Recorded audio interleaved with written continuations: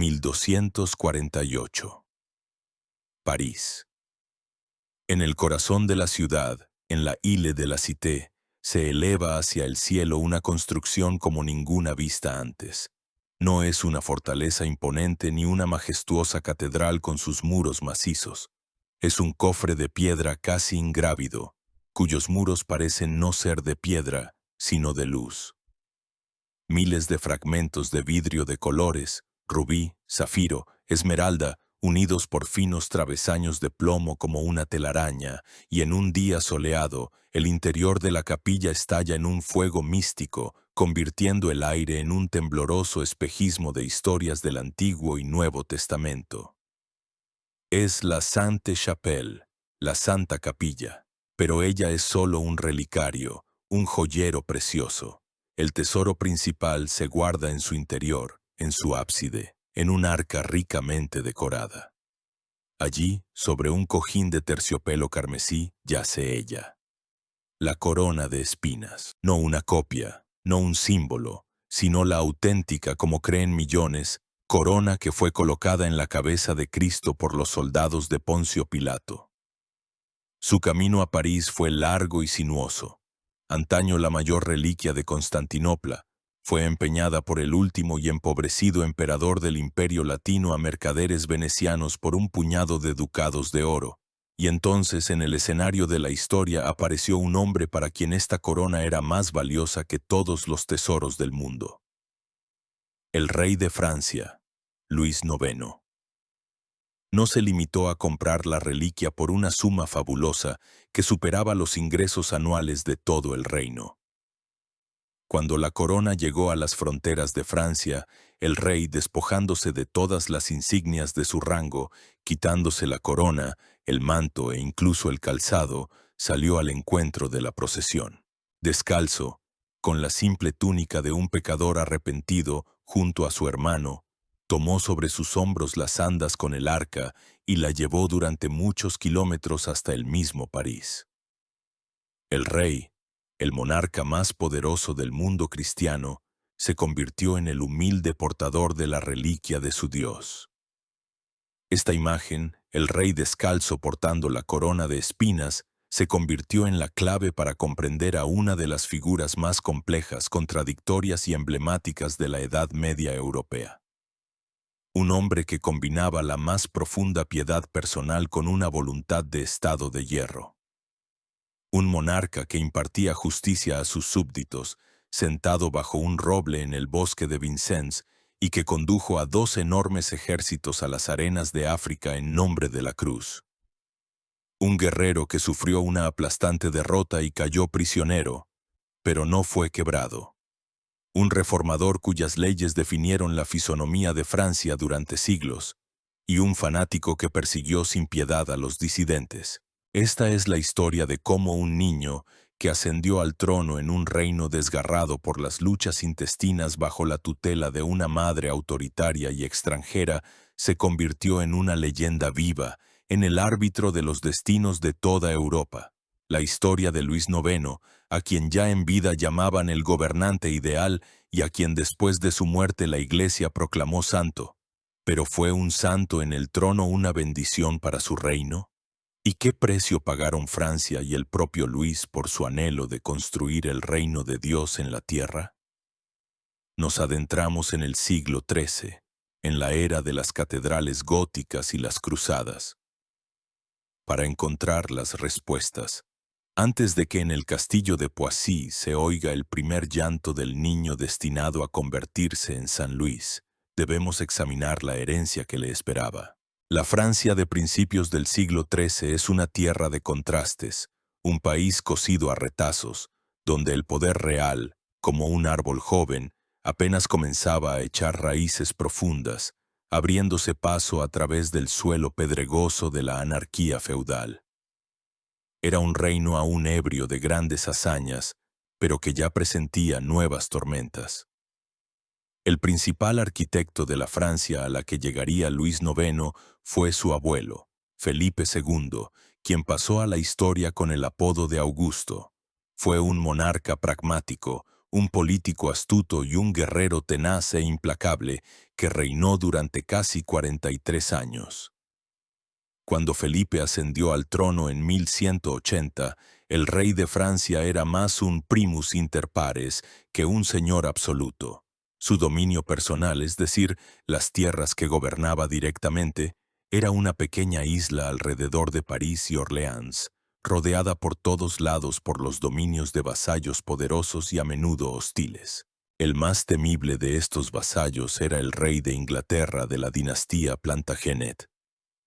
Gracias a matrimonios y conquistas, la corona inglesa controlaba el llamado Imperio Angevino, un vasto conglomerado de tierras que incluía no solo Inglaterra, sino también Normandía, Anjou, Maine, Turena, Poitou y Aquitania. De hecho, el rey de Inglaterra poseía una mayor parte de Francia que el propio rey francés, a quien formalmente prestaba juramento de vasallaje por estas tierras. Toda su vida, Felipe Augusto la dedicó a un solo objetivo: destruir el poder de los Plantagenet en el continente y expandir el dominio real. Utilizando todos los medios como la diplomacia, la intriga, el soborno y la guerra, fue reconquistando sistemáticamente de los reyes ingleses, Ricardo Corazón de León y especialmente Juan Sin Tierra, una provincia tras otra. Su triunfo llegó en 1214 en la batalla de Bouvines. En esta batalla, una de las más importantes de la historia de la Europa medieval, Felipe derrotó al ejército combinado del rey inglés, el conde de Flandes y el emperador alemán, Otón IV. La victoria de Bouvines no solo aseguró para Francia Normandía, Anjou y otras tierras del norte, sino que también generó un primer atisbo de conciencia nacional francesa. Por primera vez, varones del norte, burgueses y caballeros lucharon codo con codo no solo por su señor feudal, sino por la dulce Francia. Al final de su reinado, Felipe Augusto había cuadruplicado el dominio real, creó una administración eficaz, organizó la recaudación de impuestos y fortificó París, convirtiéndola en una verdadera capital. Dejó a su hijo, Luis VIII, un estado fuerte, rico y respetado en toda Europa. Francia pasaba de ser una potencia secundaria a convertirse en una potencia hegemónica. Sin embargo, mientras en el norte el rey reunía tierras, en el sur, en las florecientes y cultas tierras de Languedoc, se encendía otro incendio, mucho más terrible. Esta región, que hablaba su propia lengua, la Languedoc, de ahí su nombre, que tenía su propia y brillante cultura de trovadores y estrechos lazos con Cataluña y Aragón, era solo nominalmente parte del Reino de Francia. Pero su principal particularidad se convirtió en la religión. Aquí se extendió ampliamente la herejía de los cátaros, o albigenses, por el nombre de la ciudad de Albi. El catarismo era una doctrina dualista que consideraba el mundo material como creación del diablo y el espiritual como creación del Dios bueno. Los cátaros rechazaban muchos dogmas de la Iglesia católica, incluidos los sacramentos, los iconos, el culto a los santos, la institución del sacerdocio y, lo más importante, la autoridad del Papa de Roma.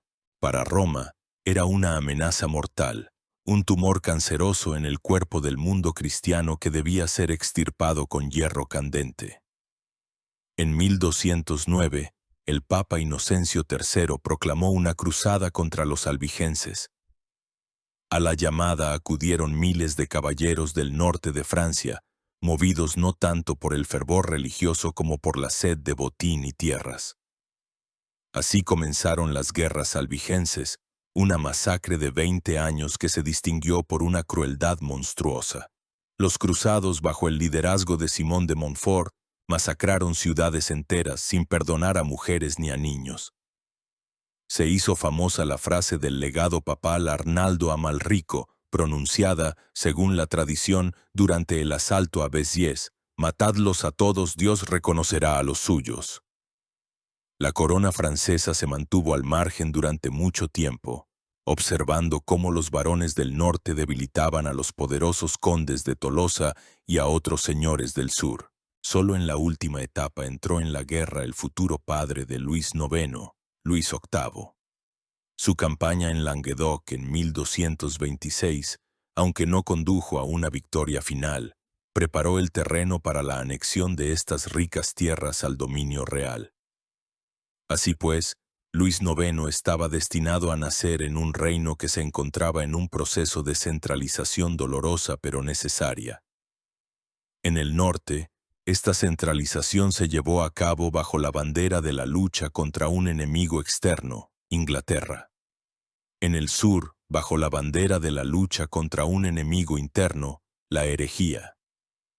Ambos procesos condujeron al fortalecimiento del poder real, pero también dejaron tras de sí profundas heridas en forma de tierras devastadas, poblaciones aniquiladas y el odio latente de los sureños hacia los franceses del norte. La sociedad medieval en la que Luis tendría que gobernar era estrictamente jerárquica y, según los teólogos de la época, armoniosa. Se dividía en 3 estamentos, cada uno de los cuales cumplía una función predestinada por Dios. El primer estamento, los oradores, son los que rezan. Era el clero, desde el poderoso arzobispo hasta el último párroco rural. La iglesia no era una simple institución religiosa, era un estado dentro del estado. Poseía enormes extensiones de tierra, hasta 1/3 de todas las tierras del reino, tenía sus propios tribunales, recaudaba el diezmo y ostentaba el monopolio de la educación y la cultura. El poder del Papa de Roma en el siglo XIII alcanzó su apogeo y cualquier monarca, incluido el francés, debía tener en cuenta la voluntad del pontífice, que con un solo trazo de pluma podía excomulgarlo y liberar a sus vasallos de su juramento de lealtad. El segundo estamento, los bellatores, son los que luchan. Era la aristocracia feudal, la caballería. Su vida estaba regida por el código de honor y la guerra. Poderosos duques y condes como el duque de Borgoña, el conde de Flandes o el conde de Champaña eran gobernantes casi independientes en sus dominios. Acuñaban su propia moneda, tenían sus propios ejércitos y a menudo guerreaban entre sí o incluso con el propio rey. Someter a estos grandes varones y convertirlos de rivales en vasallos obedientes era la principal tarea política de los reyes franceses. Y, finalmente, el tercer estamento, los laboratores, son los que trabajan. Era la abrumadora mayoría de la población. En primer lugar, los campesinos con cuyo trabajo se sostenía todo el edificio de la sociedad feudal. Su situación variaba desde villanos personalmente libres hasta siervos adscritos a la tierra. Pero sobre todos ellos pesaban innumerables cargas señoriales, impuestos y el diezmo eclesiástico. A partir del siglo XI, en este estamento surgió una nueva y dinámica fuerza, los burgueses. Las ciudades como París, Reims o Laon luchaban contra los señores por el autogobierno y los privilegios. Se convirtieron en centros de artesanía, comercio y de una nueva cultura urbana, y los reyes franceses, a partir de Felipe Augusto, se apoyaron cada vez más en su apoyo financiero y militar en su lucha contra la aristocracia. Este era el mundo que esperaba a su rey, un mundo donde la fe estaba inseparablemente unida a la política, donde la crueldad convivía con una refinada cortesía, y donde el lirio real, símbolo del poder de los capetos, debía o bien florecer espléndidamente sobre toda Francia, o ser pisoteado por las botas de los varones rebeldes y los invasores extranjeros. El reino, tan arduamente reunido por Felipe Augusto, solo parecía sólido a primera vista. Su unidad se sostenía en la autoridad y la fuerza de un solo hombre. Y cuando en 1223 el gran monarca murió, y su sucesor, Luis VIII, apodado el León, falleció apenas 3 años después, en 1226, durante su campaña en Languedoc, toda la estructura se tambaleó. Un niño de 12 años ascendió al trono de Francia, y un reino en manos de un niño es un festín para los lobos, y los lobos no se hicieron esperar. La salvación para la dinastía de los Capetos y para la unidad de Francia fue una figura a la que al principio nadie tomó en serio. La viuda de Luis VIII, la madre del joven rey, Blanca de Castilla. Era una infanta española, hija del rey de Castilla Alfonso VIII y de Leonor de Inglaterra, y por tanto, nieta de la mismísima Leonor de Aquitania, una de las mujeres más poderosas de la Edad Media. Este matrimonio se había celebrado en el año 1200 y formaba parte de un gran juego político destinado a fortalecer la alianza de Francia y Castilla contra Inglaterra. Llegó a Francia siendo muy joven, y al principio no lo tuvo fácil. La nobleza francesa la miraba con desdén, como a una extranjera, una española. Pero detrás de una apariencia frágil se escondían una inteligencia, una energía y una voluntad inquebrantable, heredadas de sus grandes antepasados. Mientras su marido vivió, ella permaneció en la sombra, dándole hijos. En total tuvieron 12 o 13, pero la mayoría murieron en la infancia, y ocupándose de la corte. Pero al morir, Luis VIII, en su testamento, dio un paso sin precedentes. Entregó las riendas del gobierno y la tutela del joven rey no a uno de sus poderosos primos, sino a su esposa, Blanca, convirtiéndola en regente del reino. Para los varones franceses, esto fue un doble insulto. No solo debían ser gobernados por un niño, sino que en su nombre hablaba una mujer, y además una extranjera. La orgullosa y belicosa aristocracia no podía tolerarlo. Los poderosos señores que el puño de hierro de Felipe Augusto había mantenido a raya, olieron la libertad. Decidieron que había llegado el momento de recuperar sus antiguos privilegios y desmembrar el reino. Se urdió una temible conspiración contra Blanca y su hijo. Al frente de la Liga Rebelde se encontraban las figuras más influyentes del reino. Pedro Mauclerc, duque de Bretaña, apodado el Mal Clérigo, era un gobernante astuto, cruel y ambicioso que soñaba con la independencia de su ducado. Hugo X de Lusignan, conde de la Marche, cuya familia llevaba mucho tiempo enemistada con la corona, y, lo más peligroso, Teobaldo IV, conde de Champaña, uno de los señores más ricos de Francia, un talentoso poeta trovador, pero al mismo tiempo un político inconstante y pérfido. Se rumoreaba que estaba enamorado de la bella reina regente, y esta compleja mezcla de ambiciones políticas y sentimientos personales lo hacía especialmente impredecible. Los rebeldes actuaron con audacia y decisión. Se negaron a asistir a la coronación del joven Luis IX en Reims, lo que equivalía a una declaración de guerra. Blanca tuvo que llevar a su hijo a toda prisa a la catedral, y el camino era tan peligroso que la comitiva fue escoltada por burgueses y caballeros leales. La coronación tuvo lugar el 29 de noviembre de 1226, pero fue solo el comienzo de la lucha. Los varones reunieron un ejército e intentaron capturar al rey y a su madre en el castillo de Montlhéry. Blanca y el joven Luis quedaron atrapados, rodeados de enemigos, pero la reina no se desanimó. Pidió ayuda a los habitantes de París, y los burgueses que odiaban a los altivos señores feudales y eran leales a la corona, respondieron a su llamada. Las milicias armadas de París salieron de la ciudad y se alinearon a lo largo del camino, creando un corredor humano por el que la reina y su hijo pudieron regresar a salvo a la capital. Este episodio, en el que el pueblo llano salvó a su monarca de la aristocracia, se convirtió en uno de los momentos clave de la regencia y quedó grabado para siempre en la memoria de Luis. Comprendió que su fuerza no residía solo en los caballeros, sino también en el apoyo de las ciudades y del pueblo. Blanca de Castilla libró esta guerra no solo con la espada, sino también con la diplomacia. Era una maestra de la intriga, que jugaba hábilmente con las contradicciones en el campo de sus enemigos. Su principal objetivo era arrancar de la liga al eslabón más fuerte, pero también al más inconstante, Teobaldo de Champaña. Mantuvo con él negociaciones secretas apelando a su honor de caballero, a sus sentimientos o insinuando los beneficios que obtendría si se pasaba al bando del rey. Los enemigos de Blanca difundieron sucios rumores sobre su relación, acusando a la reina de tener una aventura amorosa con el conde.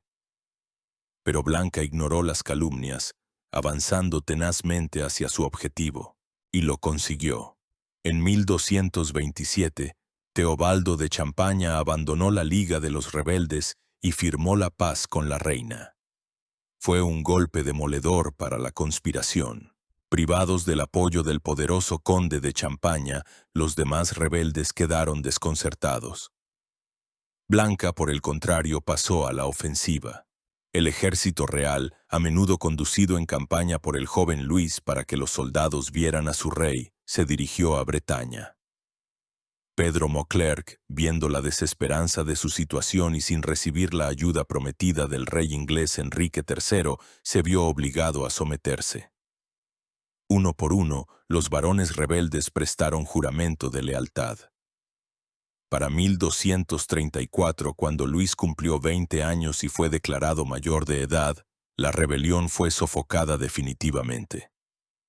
Blanca de Castilla había logrado lo imposible. Una mujer extranjera, que al principio no tenía ningún apoyo, logró en los 8 años de su regencia no solo conservar el trono para su hijo, sino también fortalecer el poder real. Derrotó a la coalición feudal más peligrosa. Repelió un intento de invasión de los ingleses y completó la anexión de Languedoc a Francia, firmando en 1229 el Tratado de París con el conde de Tolosa. Este tratado puso fin a las guerras albigenses e hizo del rey de Francia el señor del sur. Entregó a su hijo un reino que era más unido y fuerte que nunca. Pero su influencia no terminó ahí. No solo le conservó la corona, forjó su carácter. Blanca no era solo una gobernante enérgica, sino también una mujer extremadamente devota. Y fue ella quien inculcó en el joven Luis los cimientos de una religiosidad profunda, casi fanática, que definiría todo su reinado posterior. Se encargó personalmente de su educación. Luis recibió una excelente formación para su época. Sabía latín, entendía de teología, estudiaba las sagradas escrituras y las obras de los padres de la Iglesia.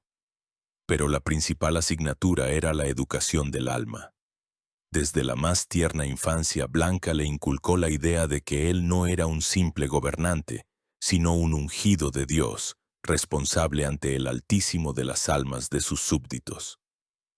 Su amigo y biógrafo, Jean de Joinville, transmite las palabras que Blanca le decía a menudo a su hijo, que lo amaba más que a nadie en el mundo, pero que preferiría verlo muerto a sus pies antes que saber que había cometido un solo pecado mortal.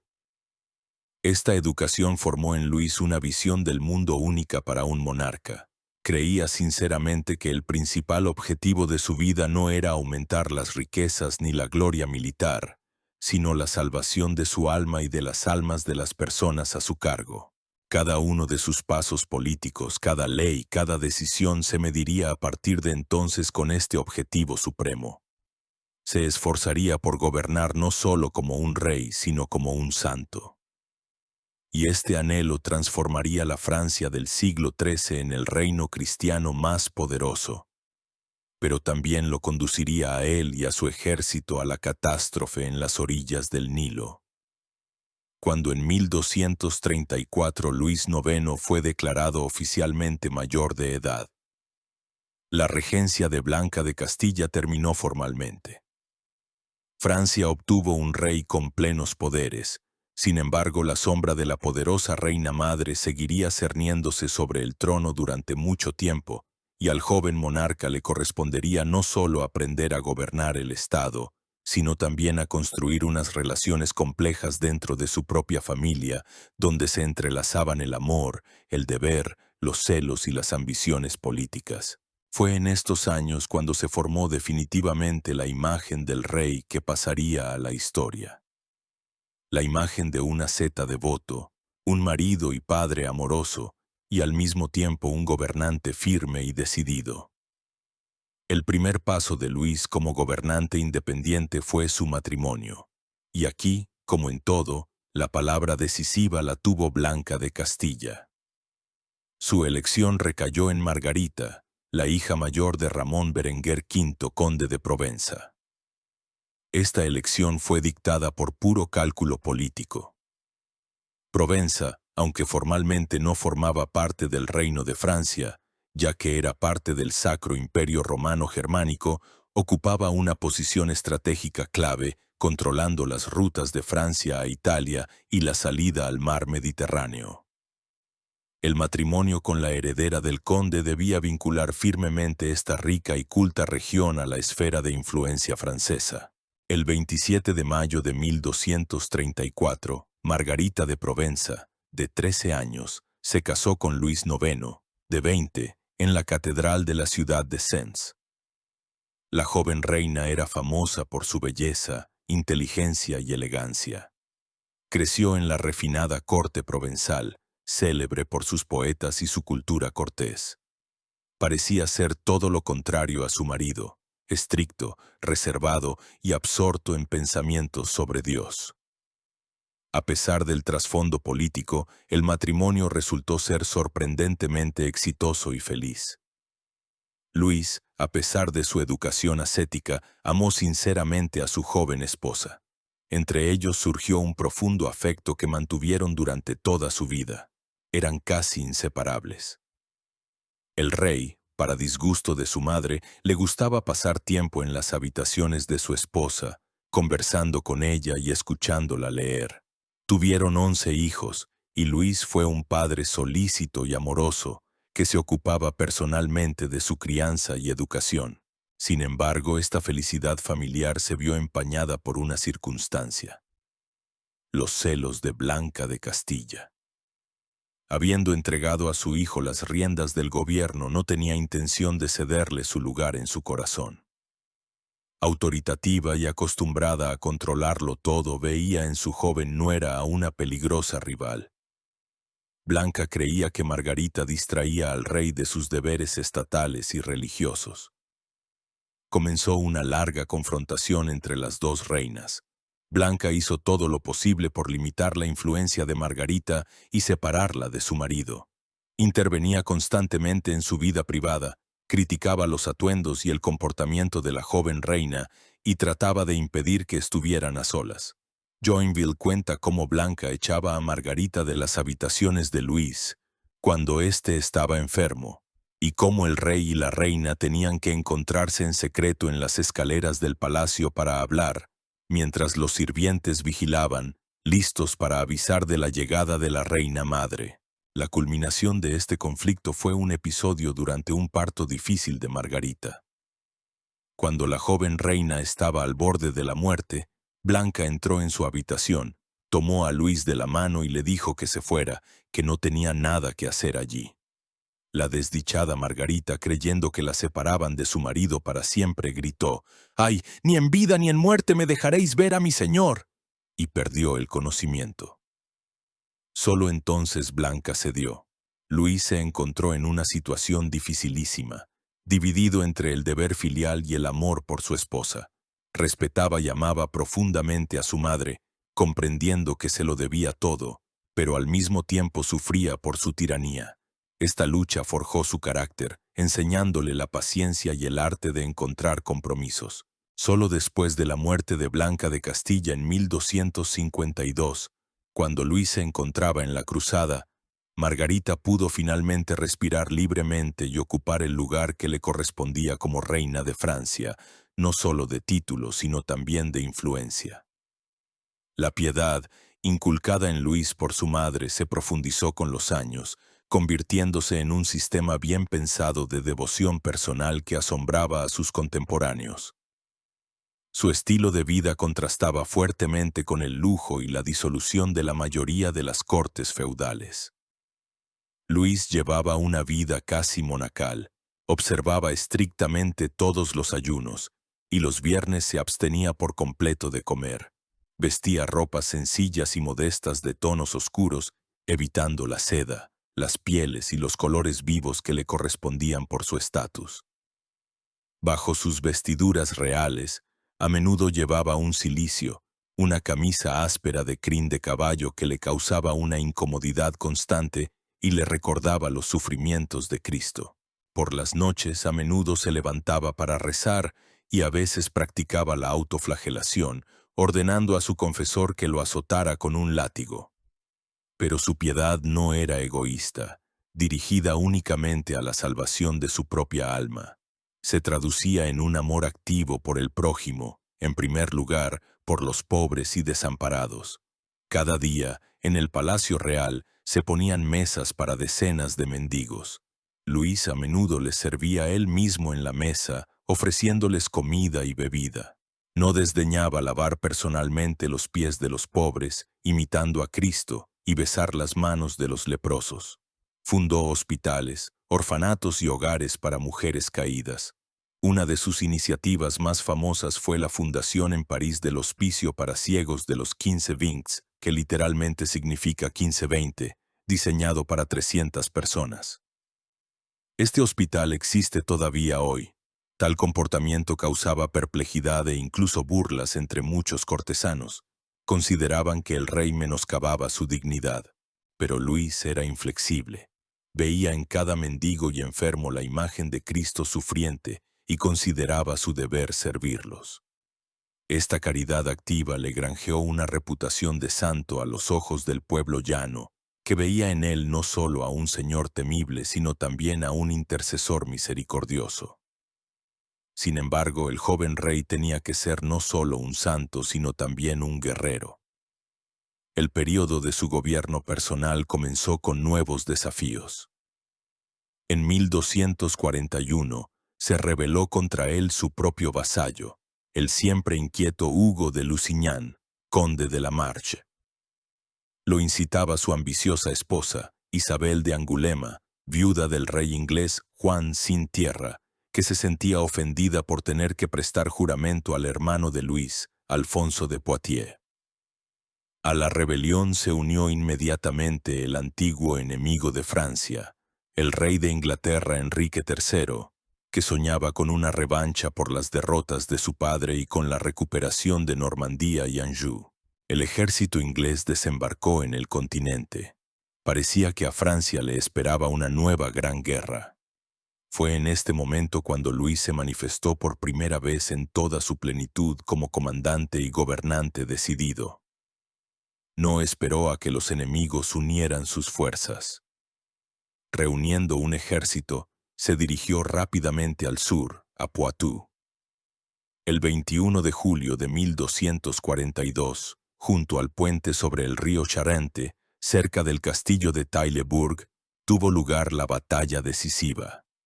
Los caballeros franceses, bajo el mando personal del rey Luis IX, en un ataque furioso, arrollaron a las tropas inglesas y las pusieron en fuga. Al día siguiente, en la batalla de Santes, el ejército de los varones rebeldes también fue derrotado. La victoria de Taillebourg fue total e incondicional. Enrique III huyó apresuradamente a Burdeos, y Hugo de Lusignan y los demás varones rebeldes se vieron obligados a implorar el perdón de su rey. Luis se mostró no solo como un valiente guerrero, sino también como un político sabio. No trató con crueldad a los vencidos, limitándose a multas y confiscaciones moderadas. Comprendía que, para una paz duradera, la misericordia es a veces más eficaz que la venganza. Esta campaña corta pero gloriosa consolidó definitivamente la autoridad de Luis IX. Demostró a todos, a sus vasallos y a sus enemigos externos, que un rey devoto y modesto, en la hora del peligro, es capaz de convertirse en un león temible que protege su reino. El período de rebeliones feudales que había asolado Francia desde la muerte de su abuelo llegó a su fin. Ahora Luis podía dedicarse a la principal obra de su vida, transformar Francia en el Estado cristiano más justo y piadoso. Habiendo obtenido la victoria sobre los últimos varones rebeldes, Luis IX tuvo la oportunidad de hacer realidad su principal convicción: que un rey no es simplemente el comandante supremo y el recaudador de impuestos. Un rey es la fuente de la justicia puesto por Dios para proteger a los débiles, castigar a los malvados y establecer la paz en su reino.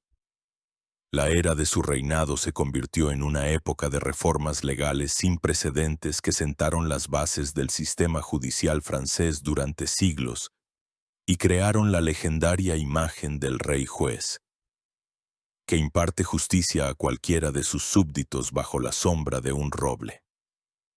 Para comprender la magnitud de las reformas de Luis, es necesario imaginar cómo era la justicia en Europa antes de él. Era fragmentada, cruel e irracional. No existía un código de leyes unificado. En cada localidad regían sus propias costumbres, o coutumes. Además del tribunal real, existían tribunales señoriales y eclesiásticos que estaban en constante conflicto entre sí. Pero el principal problema era la propia concepción de la prueba de culpabilidad. A falta de testigos o pruebas directas, el tribunal feudal recurría a dos instrumentos principales: las ordalías y el duelo judicial. Las ordalías, o juicio de Dios, consistían en pruebas de fuego, agua o hierro al rojo vivo. Se creía que Dios no permitiría que un inocente sufriera. El acusado debía tomar en sus manos una barra de hierro al rojo vivo, llevarla unos pasos y luego le vendaban la mano. Si a los 3 días la mano no tenía quemaduras purulentas, se le declaraba inocente. O bien, se le ataba y se le arrojaba al agua. Si se hundía, era inocente. Si flotaba, el agua pura no lo aceptaba y era culpable. El Cuarto Concilio de Letrán, en 1215, prohibió al clero participar en las ordalías, lo que supuso un duro golpe para esta práctica, pero aún seguía existiendo. Para la nobleza, la principal forma de resolver las disputas era el duelo judicial. Se creía que Dios concedía la victoria a quien tenía la razón, pero en la práctica vencía el más fuerte, el más joven y el que mejor manejaba las armas. La justicia se convertía en un asesinato legalizado, y el resultado del caso no dependía de los hechos, sino del resultado del combate. Este principio del derecho del más fuerte era la base de toda la anarquía feudal, generando interminables guerras privadas entre varones que se vengaban unos de otros por agravios, devastando tierras y cegando las vidas de la gente común.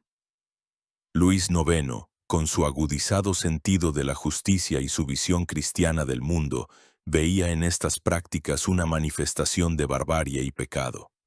Estaba convencido de que la justicia no debía ser impartida por el hierro al rojo vivo ni por una espada afilada, sino por la razón, la ley y una investigación imparcial. Su primera y más revolucionaria reforma fue la abolición del duelo judicial en todo el dominio real.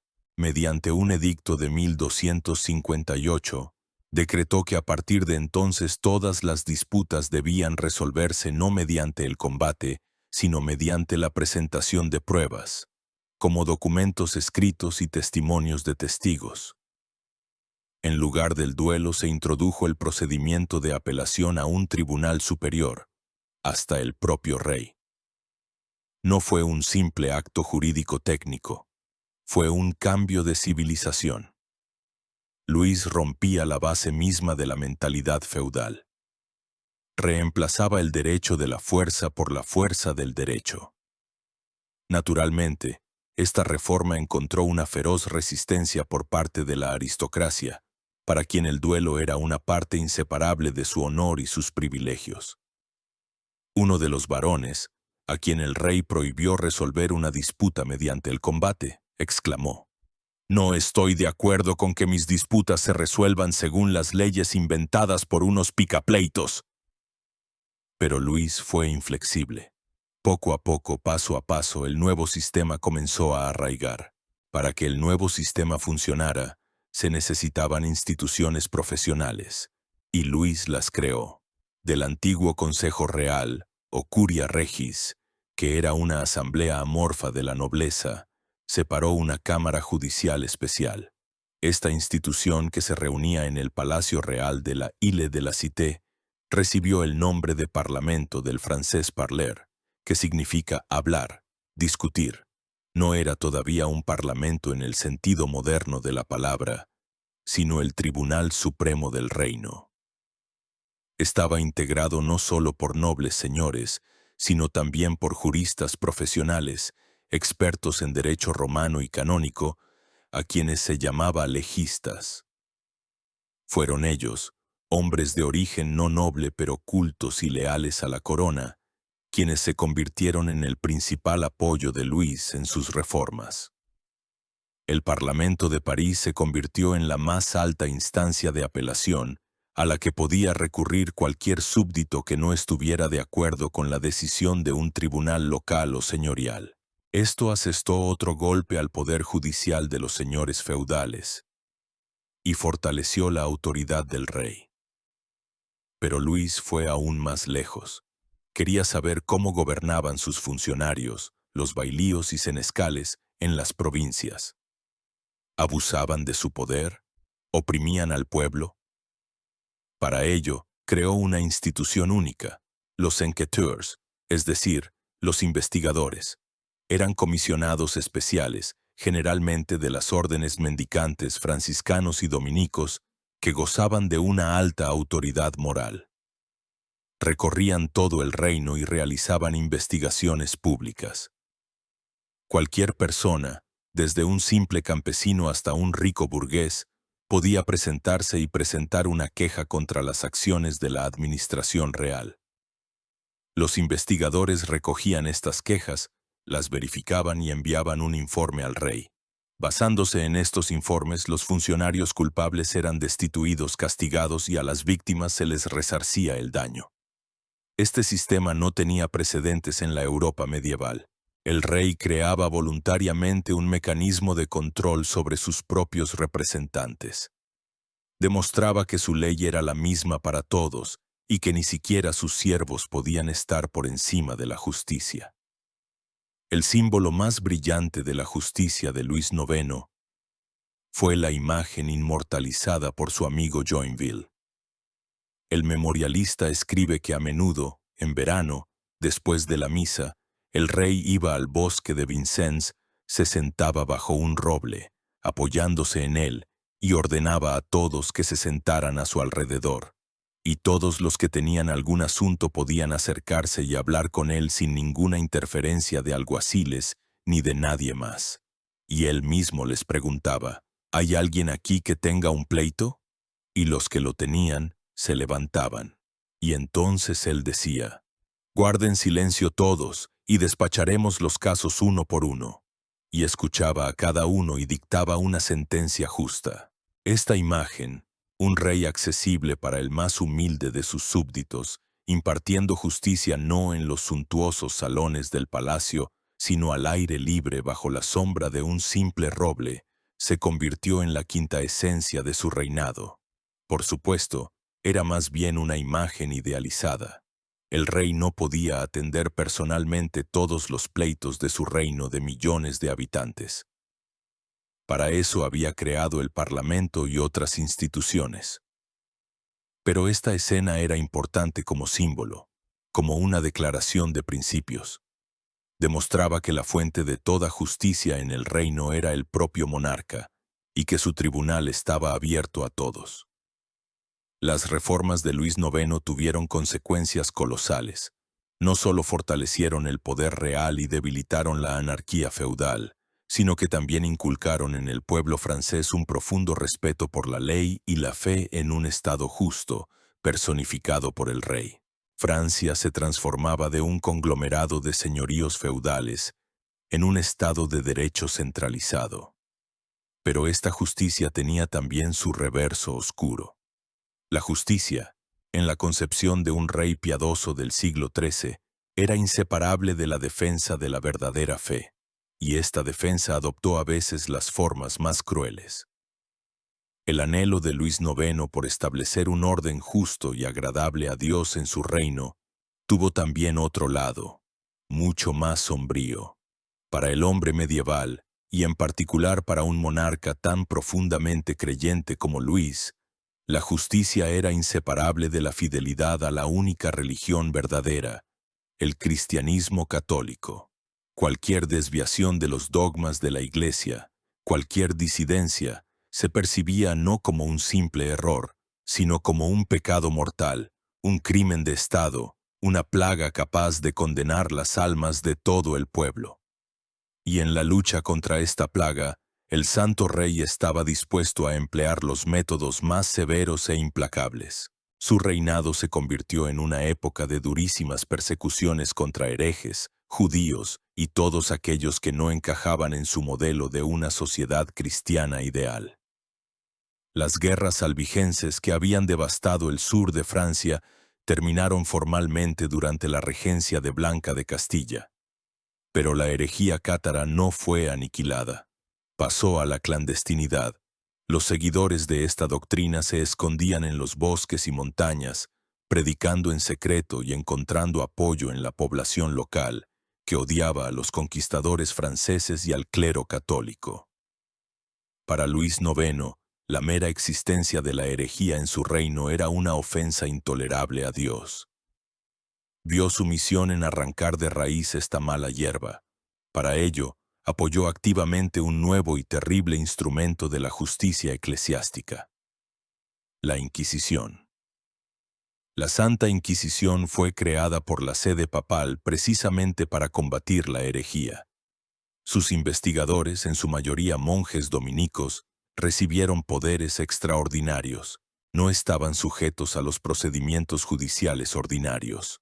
Podían arrestar a personas por una denuncia anónima, llevar a cabo la investigación en secreto, aplicar la tortura para obtener confesiones y entregar a los condenados a las autoridades seculares para ser quemados en la hoguera. Con el apoyo de Luis, los inquisidores desataron un verdadero terror en Languedoc. Miles de personas fueron llamadas a interrogatorio. A los que se arrepentían les esperaban castigos humillantes. Debían llevar cruces amarillas cosidas en la ropa, realizar peregrinaciones o ir a la cárcel. A los que persistían en su fe o recaían en la herejía les esperaba la hoguera. El último bastión de los cátaros fue la inexpugnable fortaleza de montaña de Montsegur. Allí, en la cima de una roca, encontraron refugio los últimos perfectos, la casta superior de los clérigos cátaros y cientos de sus seguidores. En 1243, el ejército real asedió el castillo. El asedio duró casi un año. Finalmente, en marzo de 1244, la agotada guarnición se rindió en condiciones honorables. Pero para los perfectos no hubo piedad. Los inquisidores les dieron a elegir: abjurar de su fe o morir. Ninguno de ellos abjuró. Más de 200 personas, hombres y mujeres, fueron conducidas al pie de la montaña, donde se había levantado una enorme hoguera para ellos. Voluntariamente cantando salmos, subieron a ella y fueron quemados vivos. La caída de Montsegur marcó el fin del catarismo organizado. La espada del rey y la hoguera de la Inquisición completaron la obra iniciada por los cruzados. El sur fue finalmente purificado y sometido. No menos severa fue la política de Luis IX con respecto a las comunidades judías. Los judíos habían vivido en Francia durante muchos siglos. Se dedicaban a la artesanía, el comercio, la medicina, pero su principal ocupación, impuesta por las prohibiciones eclesiásticas a los cristianos, fue la usura. Por un lado, su actividad era económicamente necesaria, ya que proporcionaban créditos a reyes, varones y burgueses. Por otro, provocaba un odio generalizado. Los usureros eran despreciados como pecadores que chupaban la sangre de la población cristiana. Luis, educado en el espíritu de la más estricta piedad, odiaba sinceramente la usura como un pecado mortal. Veía en los judíos no solo a infieles, sino a enemigos de Cristo que corrompían a su pueblo. Su política no estaba dirigida a la aniquilación física, sino a la conversión forzosa al cristianismo y a la erradicación de su influencia religiosa y económica. Emitió varios edictos contra la usura. Anuló parte de las deudas de los cristianos con los judíos, confiscó los bienes de los usureros e incluso los expulsó periódicamente del reino, para luego permitirles regresar a cambio de un gran rescate. Pero el golpe más fuerte lo asestó a la base espiritual del judaísmo. En 1239, un judío converso llamado Nicolás Donin presentó al Papa Gregorio IX una denuncia en la que afirmaba que el Talmud, el libro sagrado de la ley judía, contenía blasfemias contra Cristo y la Virgen María e incitaba a la hostilidad hacia los cristianos. Luis se aferró inmediatamente a este pretexto. Ordenó la confiscación de todos los ejemplares del Talmud en todo el reino. En 1240 se organizó en París una disputa pública entre Nicolás Donin y 4 de los principales rabinos de Francia. Los rabinos defendieron valientemente sus libros sagrados, pero el resultado estaba predeterminado. Una comisión especial de teólogos declaró el Talmud un libro pernicioso y blasfemo. En 1242, por orden del rey, en la plaza de Grève de París, se quemaron públicamente 24 carretas repletas de invaluables ejemplares manuscritos del Talmud y otros libros judíos. Fue una catástrofe para la cultura judía, equivalente a la quema de una gran biblioteca. Además, fue bajo Luis IX cuando se introdujo en Francia la obligación para los judíos de llevar una marca de identificación especial, la rouelle, un círculo de tela amarilla o roja que se cosía en la ropa exterior. Esta medida, prescrita ya por el Cuarto Concilio de Letrán, tenía por objeto segregar a los judíos de la población cristiana, humillarlos y someterlos a un control constante. La política de Luis fue dictada no por un odio racial en el sentido moderno, sino por profundas convicciones religiosas. Creía sinceramente que, al destruir la herejía y humillar a los judíos, salvaba a su reino de la ira de Dios y conducía a su pueblo a la salvación. Pero para las víctimas de esta política fue una tragedia. La santidad del rey se tradujo para ellos en persecuciones, ruina y muerte. El Estado cristiano ideal se construía sobre los huesos y las lágrimas de aquellos que no encajaban en sus moldes. La piedad de Luis IX no solo se manifestaba en la ascesis personal y en la lucha despiadada contra los enemigos de la fe. También encontraba una salida en la creación, en el afán de embellecer su reino para la gloria de Dios, de convertir París en una nueva Jerusalén, en la capital de todo el mundo cristiano. Su reinado se convirtió en la edad de oro del gótico francés, una época en la que las bóvedas de piedra de las catedrales se elevaban hacia los cielos con una ligereza nunca antes vista, y las vidrieras ardían como gemas preciosas. Y la culminación de este fervor constructor fue la adquisición de las mayores reliquias de la cristiandad y la erección de un digno marco para ellas. Luis IX no fue el creador del estilo gótico. Nació en una época en la que el gótico ya había alcanzado su madurez. Las grandes catedrales de Chartres, Reims y Amiens ya se estaban construyendo cuando él era un niño. Pero fue bajo su reinado cuando este estilo, que más tarde se llamaría gótico radiante o gothique rayonnant, alcanzó su apogeo. Los rasgos característicos de este estilo fueron la máxima ligereza de la estructura, el aumento de la altura de las bóvedas y, lo más importante, la máxima ampliación de las aberturas de las ventanas. El muro como tal prácticamente desaparece, dando paso a enormes vidrieras, divididas por finos travesaños de piedra, parecidos a rayos de luz. El interior de la catedral se convierte en un espacio desmaterializado, inundado de luz de colores, que debía simbolizar la Jerusalén celestial. El rey fue un generoso mecenas de la construcción eclesiástica.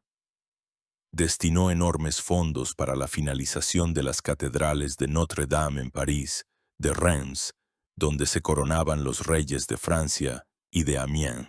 Apoyó la construcción de iglesias y monasterios en todo el reino. Bajo su reinado, París se convirtió definitivamente en la capital intelectual y cultural de Europa.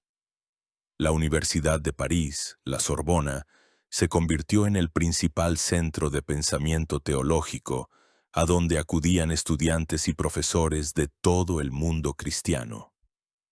Pero el principal proyecto arquitectónico y espiritual de su vida fue algo diferente.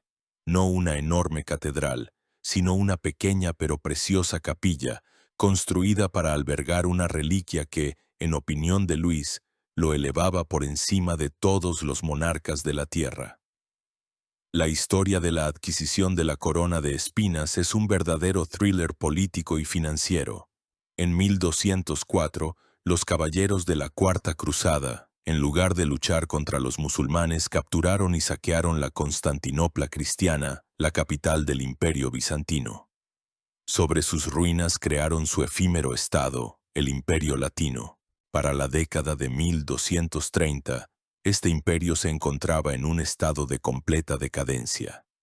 Su último emperador, Balduino II de Courtenay, quien, por cierto, era sobrino de Luis IX, necesitaba desesperadamente dinero para defenderse de los griegos y los búlgaros.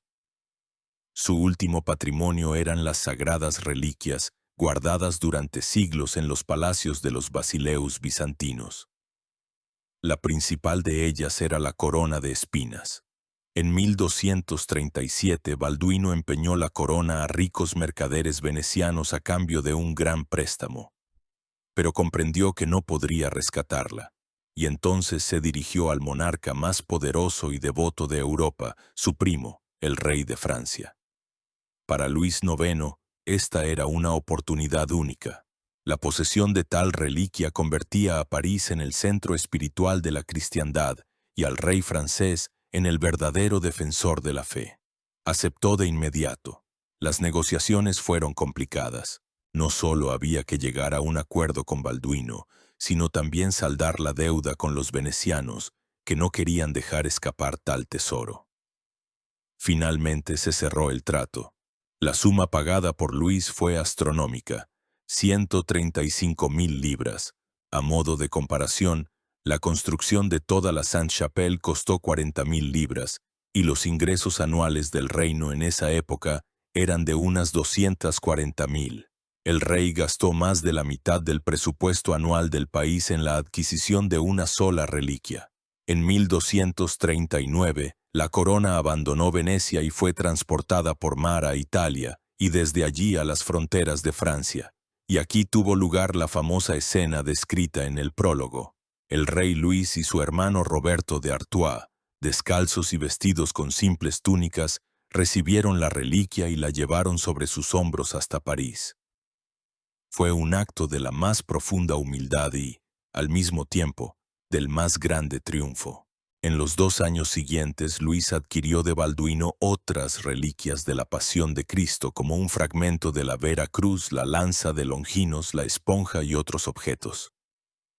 Francia se convirtió en la guardiana de las principales reliquias del mundo cristiano. Ahora había que construirles un receptáculo digno.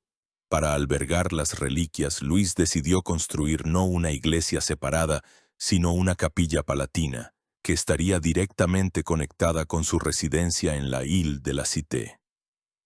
Esto subrayaba el estatus especial, casi sacerdotal, del rey. La construcción de la Sainte-Chapelle se llevó a cabo a una velocidad increíble, de 1242 a 1248, y se convirtió en la cumbre del gótico radiante. El nombre del arquitecto no se conoce con certeza, pero lo más probable es que fuera Pierre de Montreuil. La capilla consta de 2 niveles.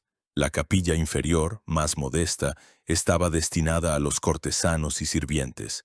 La superior, a la que se accedía por una escalera interior desde las estancias reales, era la capilla personal del rey y el lugar de custodia de las reliquias. Es la capilla superior la que produce una impresión sobrecogedora. Su estructura de piedra se reduce al mínimo. 15 enormes vidrieras de 15 metros de altura ocupan prácticamente todo el espacio de los muros. Más de 1100 escenas bíblicas desde la creación del mundo hasta la pasión de Cristo se despliegan en estas páginas de cristal, inundando el interior de una luz misteriosa y parpadeante. El programa de las vidrieras fue cuidadosamente diseñado. No solo contaba la historia sagrada, sino que también glorificaba a la monarquía. La última vidriera representaba la historia de la adquisición de las reliquias, donde el protagonista principal era el propio rey Luis. presentado como un piadoso sucesor de los reyes del Antiguo Testamento. En el ábside de la capilla se erigió una tribuna especial, la Grande Chasse, donde se guardaban las reliquias en un arca preciosa. Durante los servicios especialmente solemnes, el propio Luis sacaba la corona de espinas y la mostraba al pueblo. La Sainte-Chapelle no fue solo una obra maestra de la arquitectura. Fue un manifiesto político y teológico. Afirmaba la idea de una monarquía sagrada. El rey de Francia no es un simple gobernante secular. Es un elegido de Dios, el guardián de sus reliquias, y su reino es el más cristiano de todos, el reino cristianísimo. Esta ideología, tan vívidamente encarnada en piedra y cristal, se convertiría en la base del absolutismo francés durante muchos siglos. Pero para el propio Luis, la posesión de las mayores reliquias no solo era un motivo de orgullo, sino también una enorme responsabilidad. Le imponía obligaciones especiales, y la principal de estas obligaciones para cualquier gobernante piadoso del siglo XIII era la liberación de Tierra Santa de manos de los infieles. Poco después de la consagración de la Sainte-Chapelle, el rey tomó la cruz. A mediados del siglo XIII, la era de las grandes cruzadas parecía llegar a su fin. Jerusalén, reconquistada por la primera generación de cruzados, se había perdido de nuevo. Las últimas posesiones cristianas en Oriente, los llamados Estados Cruzados, eran solo una estrecha franja costera, constantemente atormentada por disputas internas y ataques de los vecinos musulmanes. El entusiasmo en Europa se había agotado. Los papas de Roma convocaban cada vez más cruzadas no contra los sarracenos, sino contra sus enemigos políticos en Europa, desacreditando la idea misma de una guerra santa. Y sin embargo, fue en este momento cuando el monarca más poderoso de Europa decidió tomar la cruz y conducir a su ejército a tierras lejanas. Esta decisión no nació en el campo de batalla, ni en el consejo de los varones, sino en un lecho de muerte. En 1244, el rey Luis IX, de 40 años, enfermó gravemente. Las fuentes describen los síntomas de una disentería severa, que en aquella época era prácticamente una sentencia de muerte. El estado del rey empeoraba día a día. Pronto ya no podía levantarse de la cama y a veces perdía el conocimiento. Los médicos se mostraron impotentes. Los cortesanos y la familia, incluyendo a su madre Blanca y a su esposa Margarita, se preparaban para lo peor. Uno de los días de diciembre el rey cayó en un letargo tan profundo que lo dieron por muerto.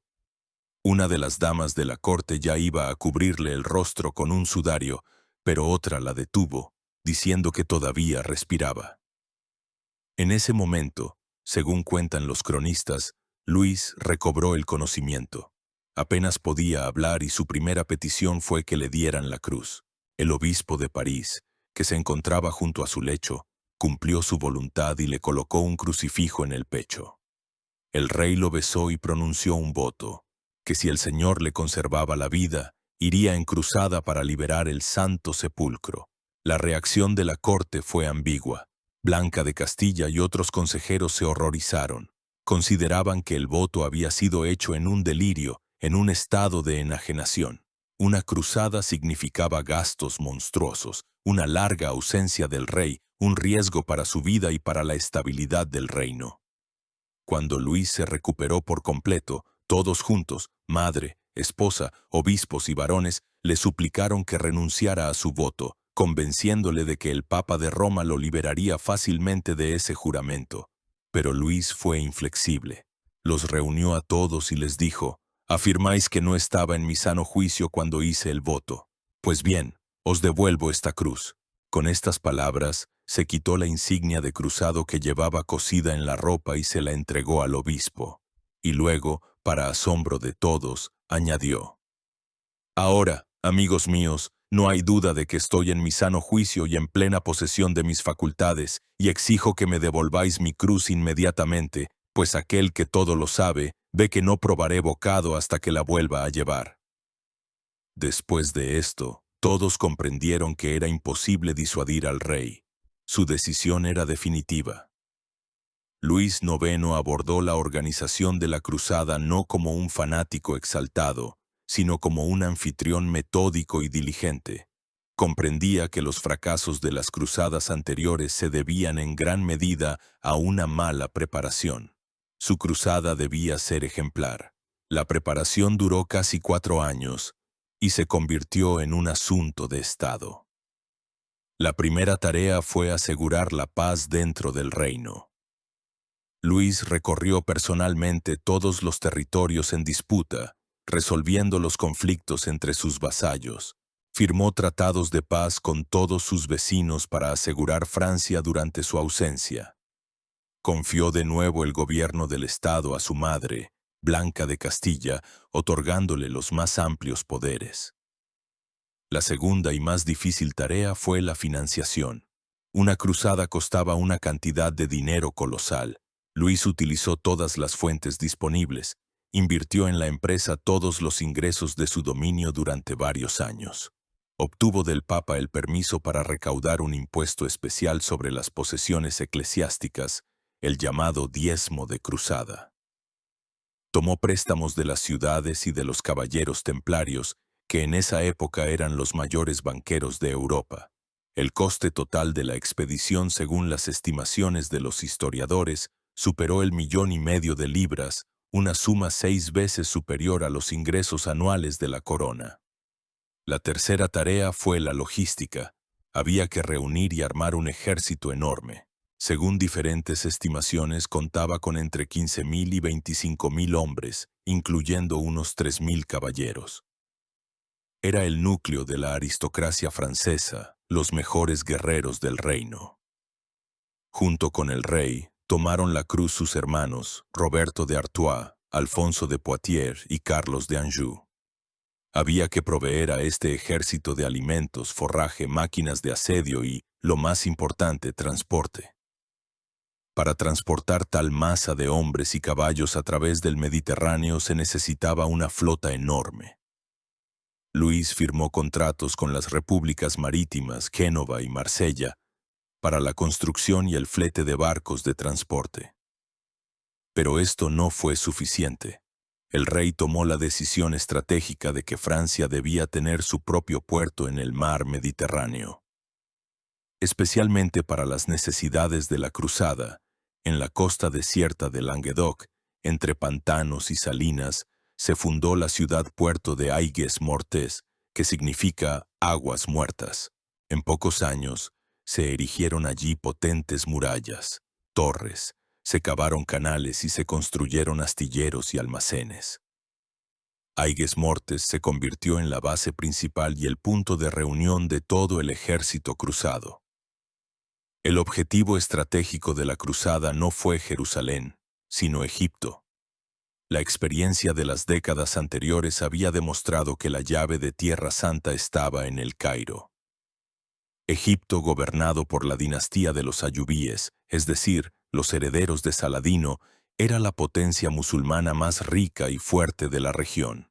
Sus recursos humanos y económicos alimentaban a los ejércitos musulmanes en Palestina.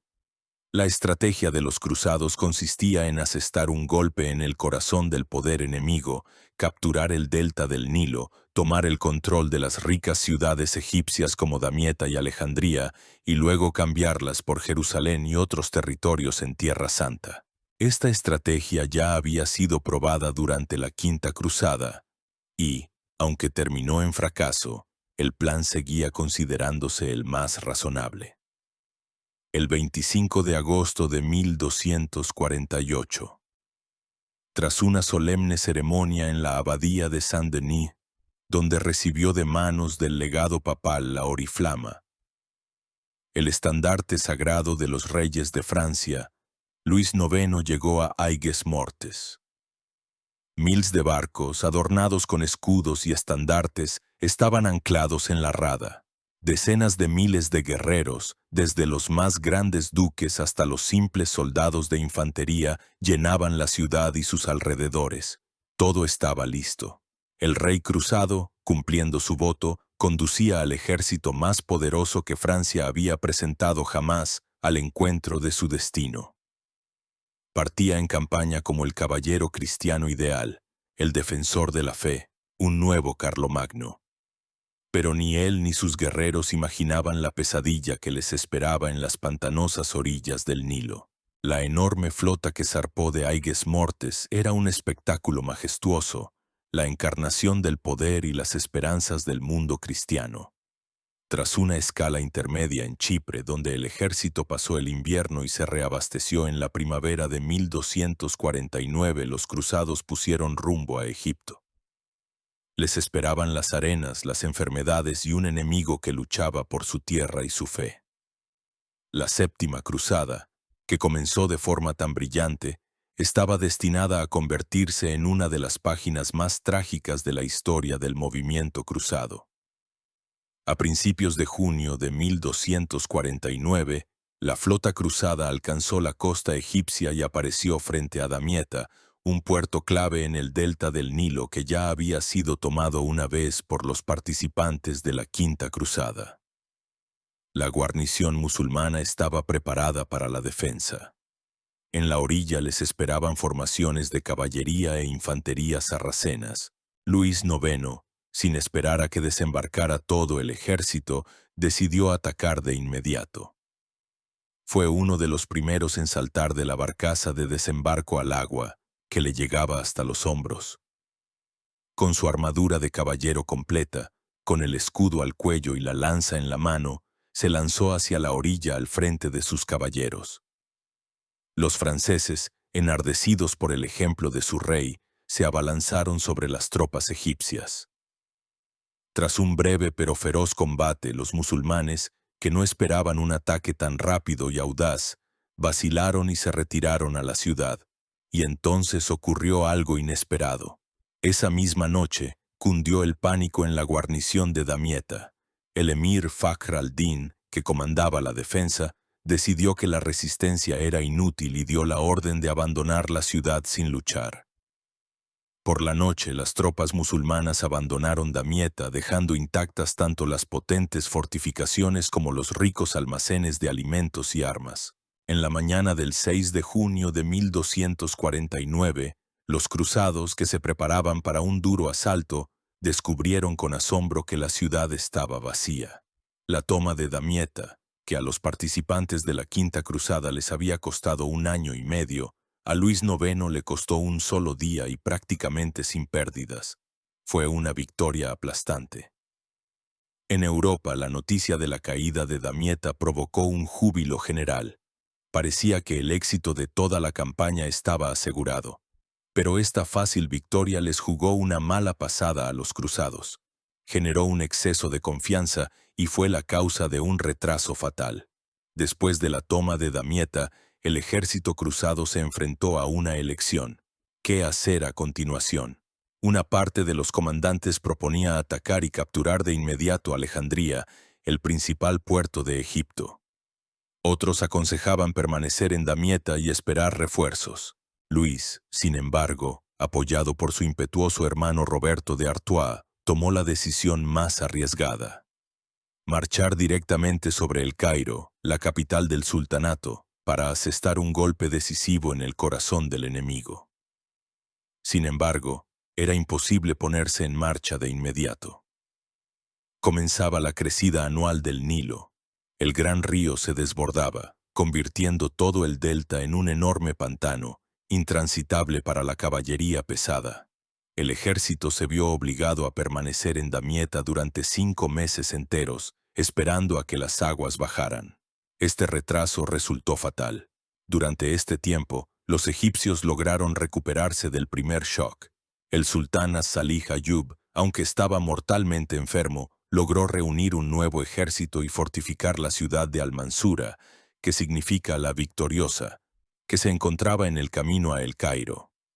Peor aún, en el campamento de los cruzados, situado en el clima insalubre del delta, comenzaron las enfermedades, la embriaguez, el libertinaje y los juegos de azar, que florecieron entre los soldados que languidecían de ocio, minaron la disciplina.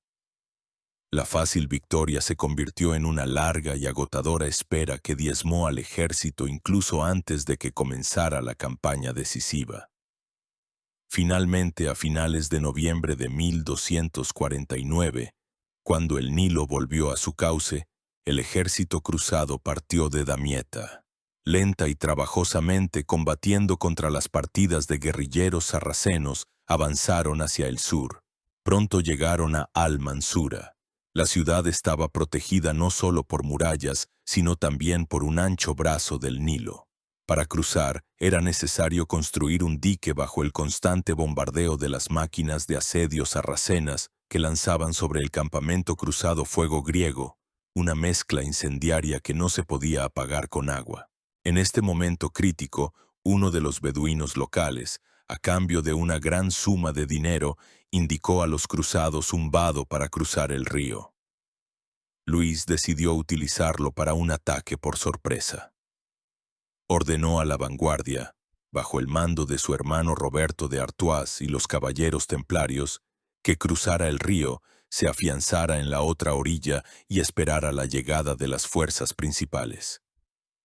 Pero el impetuoso y vanidoso Roberto de Artois, al cruzar y ver que el campamento musulmán estaba sorprendido, desobedeció la orden. Obsesionado por la sed de gloria y sin escuchar las advertencias del sabio maestre del temple, decidió atacar de inmediato e irrumpir en la propia Mansura. Al principio, el ataque tuvo éxito. Los cruzados, pisando los talones del enemigo en fuga, irrumpieron en la ciudad. Pero aquí la trampa se cerró. Las estrechas calles de la ciudad medieval no permitían el despliegue de la caballería pesada. Los habitantes arrojaban a los caballeros piedras y agua hirviendo desde los tejados. Las tropas egipcias, lideradas por el talentoso comandante mameluco Baibars, se reagruparon, bloquearon las salidas de la ciudad y comenzaron a exterminar metódicamente a los cruzados atrapados. Fue una verdadera masacre. Casi toda la vanguardia fue aniquilada.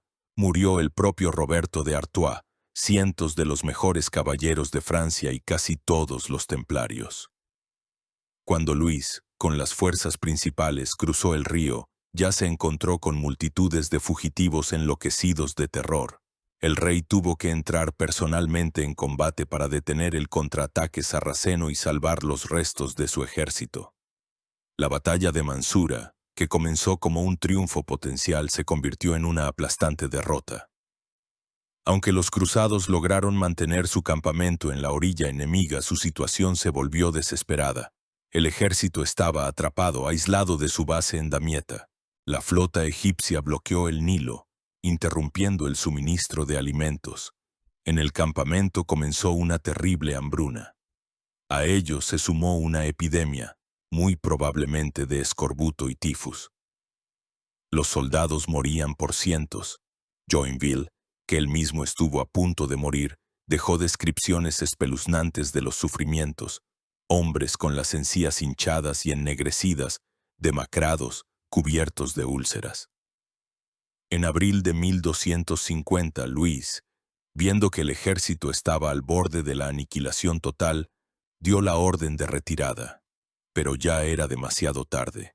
Los cruzados, exhaustos y enfermos, no podían retirarse de forma organizada bajo los constantes ataques del enemigo. El propio rey, que sufría una grave disentería, apenas se sostenía en la silla. Pronto perdió el conocimiento y fue capturado. Junto con él cayeron prisioneros los restos de su otrora poderoso ejército. La séptima cruzada terminó en una catástrofe total. El rey de Francia, el monarca más poderoso del mundo cristiano, se convirtió en prisionero de los sarracenos. Fue una humillación sin precedentes. Parecía que todo estaba perdido.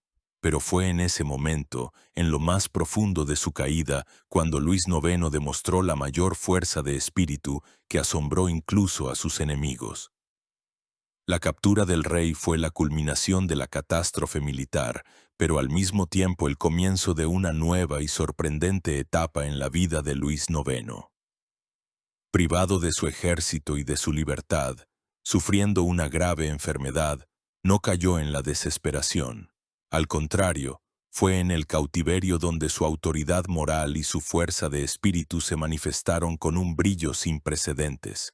Su comportamiento en aquellas terribles semanas, y luego su decisión de permanecer en Tierra Santa durante 4 años después de su liberación, transformaron una humillante derrota en un triunfo espiritual y forjaron definitivamente su imagen de Rey Santo. Luis IX y los restos de su ejército fueron llevados a Mansura. El rey, a pesar de su alto rango, fue recluido en condiciones humillantes en una casa, encadenado. Su situación era desesperada. Los emires mamelucos, los verdaderos dueños de Egipto, pues en ese mismo momento asesinaron al sultán legítimo y tomaron el poder. Al principio incluso discutieron la posibilidad de exhibir al rey prisionero en una jaula para escarnio público o de organizar una masacre masiva de todos los prisioneros. Sin embargo, comprendieron que un rey vivo era un activo valioso. Comenzaron unas negociaciones duras y humillantes sobre las condiciones del rescate. Los musulmanes exigieron por la liberación del rey y sus varones una suma astronómica de 1.000.000 de besantes, lo que equivalía a unas 500.000 libras de oro, así como la devolución de Damietta. Luis negoció con una dignidad y una firmeza asombrosas. Cuando le amenazaron con torturas, respondió con calma que estaba en su poder y que podían hacer con su cuerpo lo que quisieran. Cuando se discutió el importe del rescate, aceptó pagar la suma exigida por sus hombres, pero por sí mismo dijo que un rey de Francia no debía ser rescatado con dinero y que entregaría por su liberación la ciudad de Damietta y por la liberación de sus hombres pagaría un rescate. Con esto demostraba que su propia libertad era una cuestión de Estado, no una transacción comercial, mientras que por sus súbditos estaba dispuesto a pagar como por hermanos. Esta nobleza causó una gran impresión en los musulmanes. El emir que dirigía las negociaciones, según la tradición, dijo: «Por Alá, este franco es generoso, ya que no ha regateado por una suma tan enorme», y ordenó que le dijeran que le regalaba 100.000 libras de su rescate. Finalmente se llegó a un acuerdo.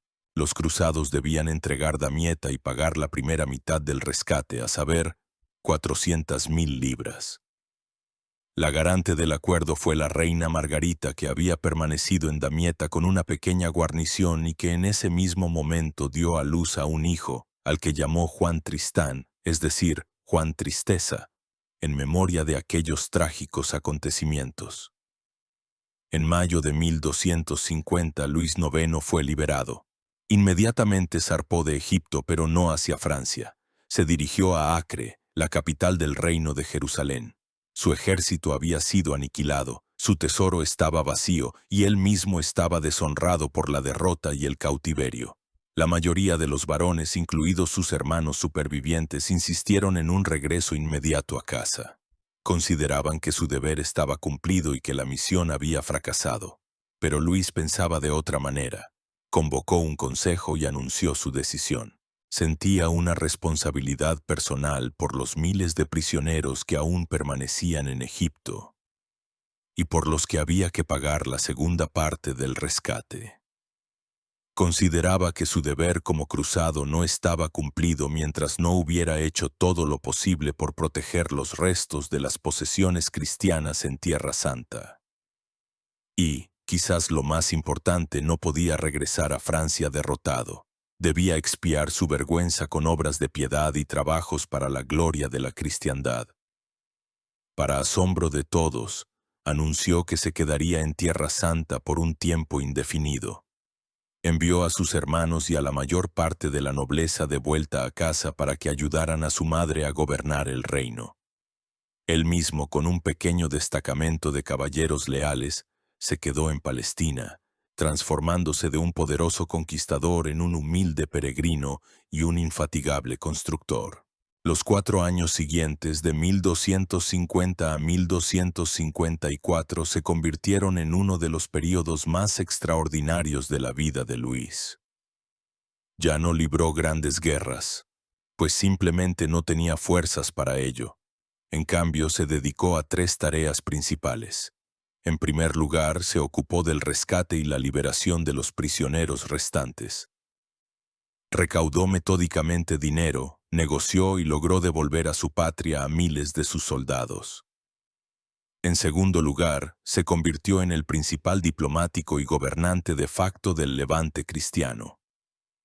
Los estados cruzados estaban desgarrados por luchas intestinas entre varones, genoveses, venecianos y órdenes de caballería. Luis, gracias a su indiscutible autoridad moral, se convirtió en el árbitro supremo de sus disputas. Reconcilió a las facciones enfrentadas, fortaleció la disciplina e intentó crear un frente unido contra la amenaza musulmana. También llevó a cabo una activa diplomacia con los gobernantes musulmanes de Siria, que estaban enemistados con los mamelucos de Egipto, tratando de explotar sus contradicciones en interés de los cristianos. En esta misma época, entró en contacto con los mongoles que en ese momento se acercaban a Oriente Próximo, con la esperanza de forjar una alianza con ellos contra los musulmanes, pero estas esperanzas no se cumplieron. En tercer lugar, Luis emprendió una vasta actividad constructora. Con el dinero recaudado en Francia comenzó a fortificar las ciudades costeras que les quedaban a los cruzados. Restauró y construyó nuevas murallas y torres en Acre, Cesarea, Jaffa y Sidón. A menudo, para dar ejemplo a sus caballeros, él mismo, como un simple obrero, acarreaba piedras y tierra en una camilla. El rey de Francia, el mayor monarca de Occidente, trabajaba en la construcción codo con los plebeyos, expiando su fracaso militar con un trabajo humilde. Estos 4 años convirtieron a Luis en una leyenda.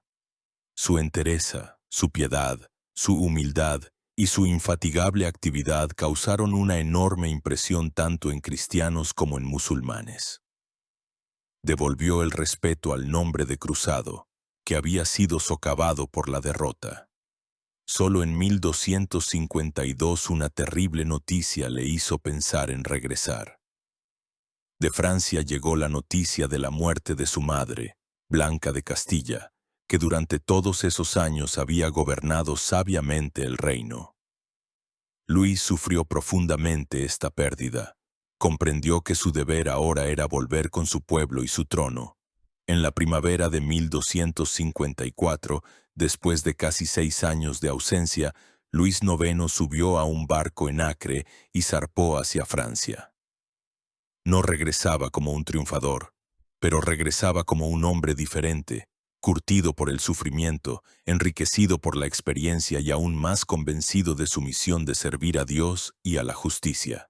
Las lecciones aprendidas en las arenas de Egipto y en las obras de Palestina sentaron las bases de las grandes reformas que marcarían la segunda y más gloriosa mitad de su reinado. El regreso de Luis IX a Francia en 1254 abrió el período más brillante de su reinado. La derrota en Egipto no socavó, sino que por el contrario fortaleció su autoridad.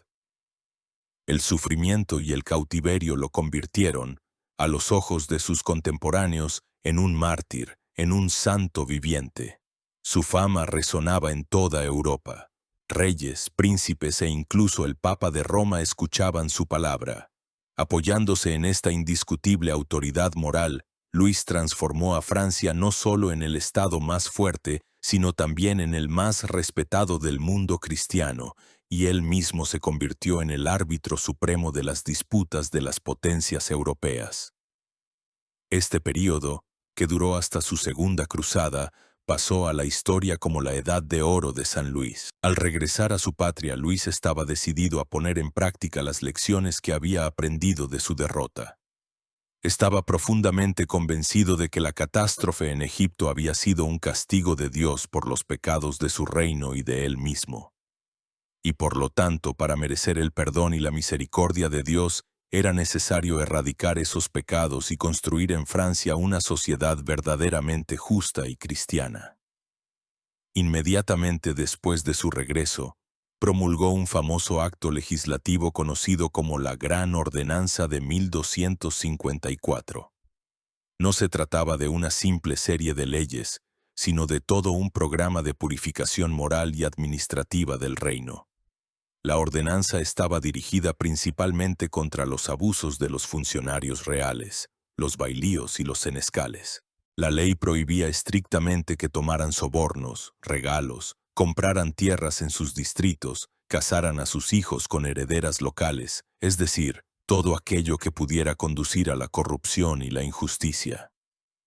Los funcionarios debían prestar un juramento público de servir al rey con honestidad e imparcialidad. Después de dejar el cargo, debían permanecer en su provincia otros 40 días para que cualquiera pudiera presentar una queja contra ellos. La ordenanza también prohibía la blasfemia, los juegos de azar, la prostitución y el trabajo en las tabernas durante los servicios religiosos. Estaba destinada a reformar no solo la administración, sino también las costumbres de toda la sociedad. Este y los posteriores actos legislativos completaron la creación de ese sistema de justicia coherente del que se ha hablado anteriormente. Se llevó a cabo una reforma monetaria que estableció la prioridad de la moneda real, la libra tornesa, sobre todas las monedas feudales. Esto contribuyó a la unificación económica del país. Luis no se limitó a gobernar. Construyó un Estado sobre los cimientos sólidos de la ley y el orden, subordinado a la idea superior de la justicia cristiana. Habiendo fortalecido el orden dentro del país, Luis dirigió su mirada a la política exterior. Pero ahora su objetivo no era la guerra, sino la paz. Estaba convencido de que los cristianos no debían derramar la sangre unos de otros, sino vivir en paz y armonía, uniéndose solo para luchar contra los infieles. Utilizando su enorme autoridad, se convirtió en el principal pacificador de Europa. Su logro diplomático más significativo fue la resolución del conflicto secular con Inglaterra. Durante décadas los reyes franceses e ingleses habían luchado por Normandía, Anjou y Aquitania. Luis IX podría haber aprovechado la debilidad del rey inglés Enrique III para intentar expulsar definitivamente a los ingleses del continente. Pero actuó de otra manera. En 1259, firmó con Enrique III el Tratado de París. Según este tratado, el rey inglés renunciaba definitivamente a todas sus pretensiones sobre Normandía, Anjou, Maine y Poitou, que se convertían en parte inalienable de Francia. A cambio, Luis reconocía a Enrique como el gobernante legítimo de Gascuña, parte de la antigua Aquitania, e incluso le cedía algunos territorios en disputa. Pero la condición principal era que, a partir de entonces, el rey inglés debía prestar juramento de vasallaje al rey francés por sus posesiones en el continente, reconociéndose como su vasallo. Muchos varones franceses criticaron a Luis por este tratado, considerando que cedía tierras que podría haber conquistado. Pero el rey miraba más allá. Dijo a sus consejeros: «Habrá paz entre nuestros hijos, pues son primos hermanos, y me parece que lo que le doy está bien empleado, pues no era mi vasallo y ahora entra en mi vasallaje». Sacrificó lo pequeño por un gran objetivo: el establecimiento de una paz duradera y justa entre las dos mayores potencias de Occidente. Su autoridad era tan grande que otros gobernantes acudían a él como árbitro. El caso más famoso es el conflicto entre el rey inglés Enrique III y sus propios varones rebeldes, liderados por Simón de Montfort. Ambas partes acordaron aceptar la decisión de Luis. En 1264, en Amiens, el rey francés emitió su veredicto, conocido como la Sentencia de Amiens. Apoyó plenamente los derechos de su hermano rey y declaró ilegales las demandas de los varones. Aunque esta decisión no detuvo la guerra civil en Inglaterra, el mero hecho de recurrir a Luis como instancia suprema habla de su estatus único en la Europa de la época. Los 15 años posteriores al regreso de Luis de Palestina fueron una época de prosperidad y paz para Francia. El reino estaba unido y fuerte como nunca antes. París era la capital intelectual y cultural del mundo. El rey gozaba del amor ilimitado de su pueblo y del respeto de toda Europa. Parecía que la edad de oro duraría para siempre. Pero en el alma del propio Luis seguía vivo el dolor por la derrota en Egipto y por Tierra Santa, que permanecía en manos de los musulmanes. Envejecía, su salud estaba minada por las enfermedades y una vida ascética. Pero la idea de un deber incumplido no le daba paz. En 1267, para horror de sus consejeros y de su familia, el rey, de 63 años, ya un anciano cansado y enfermo, anunció de nuevo su decisión de tomar la cruz. Las razones de esta decisión siguen siendo objeto de debate entre los historiadores. Quizás quería morir como un verdadero guerrero de Cristo, con las armas en la mano. Quizás lo impulsaron las noticias de los nuevos éxitos de los mamelucos en Palestina, en particular la toma de Antioquía por el poderoso sultán Baibars. O quizás fue el último y desesperado gesto de fe de un hombre que toda su vida intentó seguir su ideal, costara lo que costara. Esta vez, el entusiasmo en Francia fue mucho menor. Muchos consideraban esta empresa una locura, pero la voluntad del rey era ley. De nuevo comenzaron los preparativos, los impuestos, la preparación de la flota. El nuevo objetivo de la campaña, para asombro de todos, no fue Egipto ni Palestina, sino Túnez. ¿Por qué?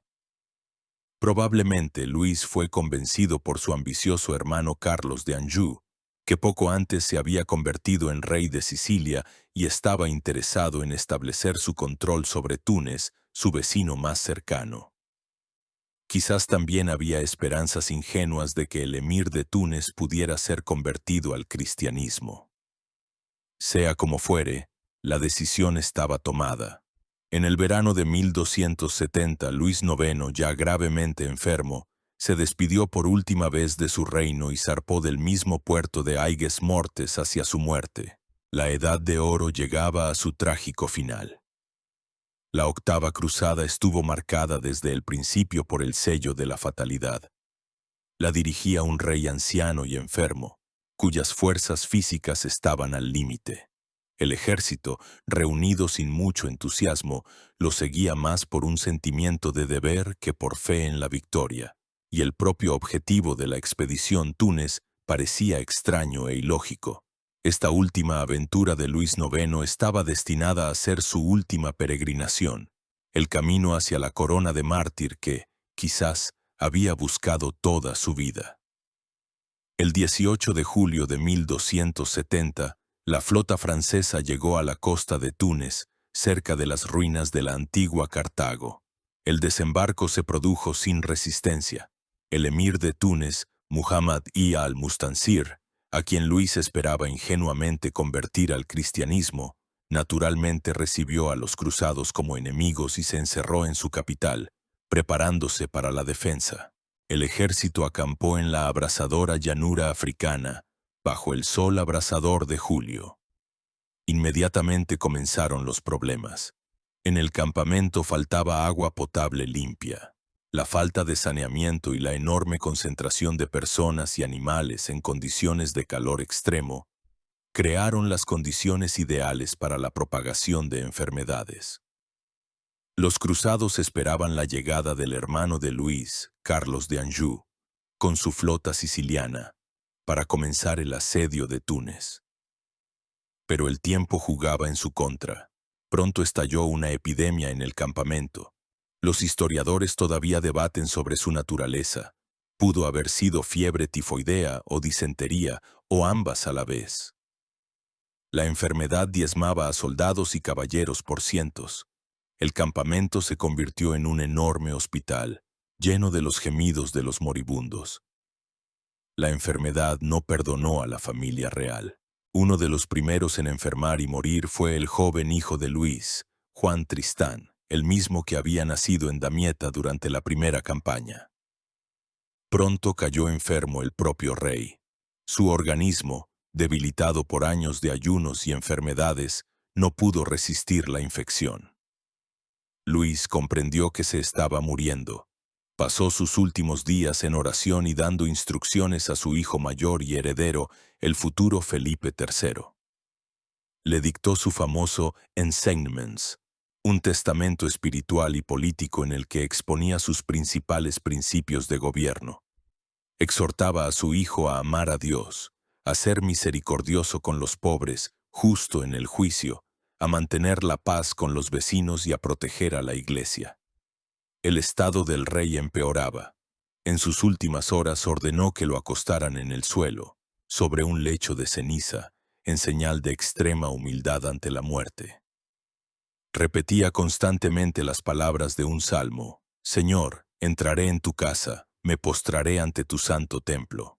El 25 de agosto de 1270, el mismo día en que la flota de Carlos de Anjou apareció finalmente en el horizonte, Luis IX, noveno rey de Francia de la dinastía de los Capetos, falleció. Sus últimas palabras, según la tradición, fueron: Jerusalén, Jerusalén. Murió como probablemente había querido, en una campaña por la fe, lejos de su reino, como un simple soldado de Cristo. La muerte del rey puso fin a toda la empresa. Carlos de Anjou, al llegar, ya no pensaba en conquistas. Rápidamente firmó un tratado de paz ventajoso para él con el emir de Túnez, recibió de él un tributo y se llevó los restos del ejército, que se descomponía por las enfermedades. La octava cruzada terminó ignominiosamente, sin haber comenzado. El regreso de los restos del rey a Francia se convirtió en una larga y lúgubre procesión. El cuerpo del monarca fue tratado con una técnica especial, el mos teutonicus, costumbre alemana. Fue hervido en vino y agua para separar los huesos de la carne. La carne fue enterrada en Sicilia, y los huesos, la reliquia principal, fueron colocados en un cofre y llevados a su patria. La procesión atravesó toda Italia y Francia durante varios meses. En todas partes donde se detenía, era recibida por multitudes de gente que lloraba. Ya entonces comenzaron a difundirse rumores de milagros que ocurrían junto al féretro del rey. Los enfermos sanaban, los ciegos recuperaban la vista. La muerte del rey fue el nacimiento de un santo. En mayo de 1271, los restos de Luis IX fueron enterrados solemnemente en la cripta real de la abadía de Saint-Denis. Inmediatamente comenzó la recopilación de testimonios para su canonización. El proceso fue rápido. Ya en 1297, apenas 27 años después de su muerte, el Papa Bonifacio VIII incluyó oficialmente a Luis IX en el catálogo de los santos. El rey de Francia se convirtió en San Luis, el único monarca francés en recibir tal honor. La muerte de Luis IX en las arenas de Túnez y su posterior canonización fueron el toque final a la imagen que él mismo había forjado a lo largo de su vida. La imagen del monarca cristiano ideal. Sus sucesores, los reyes de Francia, heredaron no solo un estado fuerte y centralizado, heredaron algo más, un capital sacro, la idea de que la monarquía francesa se encuentra bajo la protección especial de Dios y que por las venas de sus gobernantes corre la sangre de un santo. Esta imagen de San Luis se convirtió durante siglos en el fundamento ideológico del absolutismo francés. El legado de su reinado es verdaderamente enorme. En el ámbito político, completó el proceso de unificación del país, sofocando los últimos focos de separatismo feudal. Creó un sistema judicial y administrativo eficaz que incluía el Parlamento de París y la institución de los investigadores reales, que se convirtió en el esqueleto del Estado francés. Transformó a Francia en el líder indiscutible y la autoridad moral de Europa. Bajo su reinado, París se consolidó definitivamente como la capital cultural e intelectual del mundo cristiano.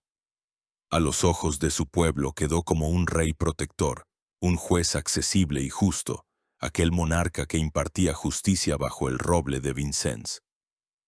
Este amor popular, basado en su caridad activa y su piedad sincera, era más fuerte que cualquier ejército. Sin embargo, una visión moderna de su reinado no puede ser unívocamente apologética. Detrás de la brillante fachada de la santidad se esconden también profundas sombras. El monarca cristiano ideal del siglo XIII fue, desde el punto de vista actual, un fanático religioso cruel. Su justicia no se extendía a aquellos a quienes consideraba enemigos de Cristo. Las hogueras para los herejes cátaros, la quema del Talmud, la legislación humillante contra los judíos, dos cruzadas sangrientas y, en esencia, fallidas, que costaron la vida a decenas de miles de personas y vaciaron las arcas. Todo ello es parte inseparable de su legado. Fue un hombre de su tiempo, hijo de una época severa e intransigente, en la que la fe estaba por encima de todo y la duda se consideraba un pecado. No fue ni un hipócrita ni un tirano en el sentido habitual de la palabra. Todas sus acciones, incluso las más crueles, fueron dictadas por una convicción sincera y profunda de su rectitud y de su misión divina. Construyó su reino como un reflejo terrenal del reino de los cielos, y en esta ciudad ideal no había lugar para la disidencia. La historia de Luis IX es la historia de la fuerza y el peligro de un ideal, de cómo el anhelo de santidad de un solo hombre puede transformar todo un estado, darle leyes y orden, pero al mismo tiempo obligarlo a pagar un precio terrible en sangre e intolerancia. Sigue siendo, quizás, la encarnación más perfecta del ideal medieval de gobernante, el rey monje, el rey caballero, el rey juez. Una figura compleja, grandiosa y trágica, cuyo legado todavía nos hace reflexionar sobre la naturaleza del poder, la fe y la justicia. Gracias por pasar este tiempo con nosotros, sumergiéndonos en una de las épocas más brillantes y contradictorias de la historia de Francia. Si te ha gustado este relato, suscríbete a nuestro canal, dale a me gusta y deja tus comentarios. Te esperan muchas más historias fascinantes sobre grandes acontecimientos y personalidades que cambiaron el mundo. Hasta la próxima.